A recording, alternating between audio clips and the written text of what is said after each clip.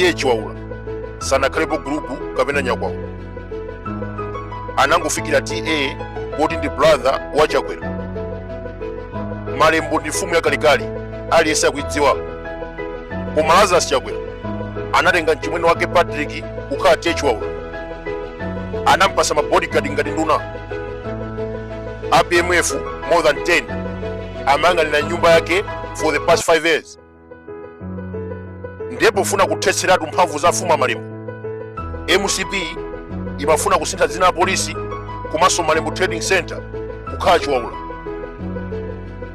Dera limeneli kansala komanso MP wa MCP anawina opanda kupikisana naye. Chomwe chinachitika, Chimwendo Banda anapita ndi shadow MP chakakala cha Zea. Anthu ako Malembo amafuna Mr. Ndiwo. Atayamba kampeni kuma primary, Chimwendo Banda anamuletsa. Atalengeza zofuna kuima independent, anyamata zikwanje anamuopseza. Zigawenga zimayenda ndi usiku kumenya masapota a Mr. Ndiwo. Potero anazitaya chifukwa cha mantha. Chakakala cha Zea wa MCP komanso kansala anawina opanda kupikisana naye. Sikuti kunalibe ena ofuna kuyimira, koma amachita mantha, amaopsezedwa na anyamata zikwanje. Komabe anthu ambiri kumeneko anali ndi mkwiyo. Tinaona pa 16 September pa polling station ya kwa Chakwera panapezeka mavoto ochuluka apita muthalika. Umenewu ndi umboni. Anthu ako Malembo nawonso anali ndi mkwiyo. Tilowere ku polisi area 30 headquarters. Achotsa ntchito Aksi Mwanga ndi Jezebel.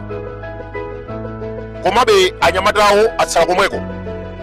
Inspector Malanga, driver wa ku area 30 komweko, Sub Inspector Kapita, Sub Inspector Tambalika, Prosecution Department Levison Mangani.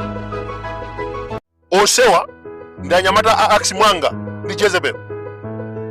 Mabranch ambiri ku area 30 kula anyamata mala Congress.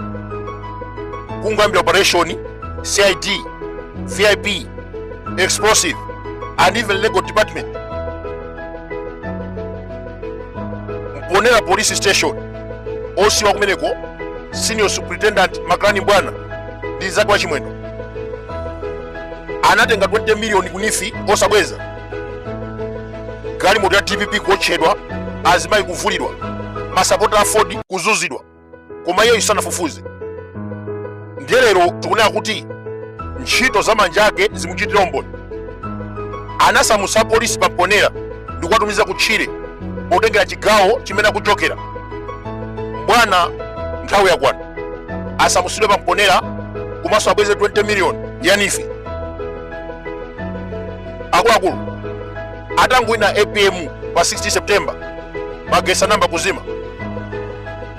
Kubungwe la Eskom bwana wamkulu Kankomba Kumwenda ndi mbale wa Monica Chakwera. Chief Operation Officer Maxwell Mulimakwenda ndi zake wa Chimwendo. Human Resource Director Crispin Banda ndi zake wa Jambiko. Secretary wamkulu ku Eskom Malawi yonse pa Chingerezi timana kuti Company Secretary ndi mkazi wa Timothy Ntambo. Director of Procurement Gift Gwaza ndi zake wa Colin Zamba. Finance Nyanda Auditor ndi cousin wa Chimwendo. Planning Manager Richard Samba ndi zake wa Jezebel. Director of Transmission Gladys Kalinde Mahopa Kaponda Mkaka.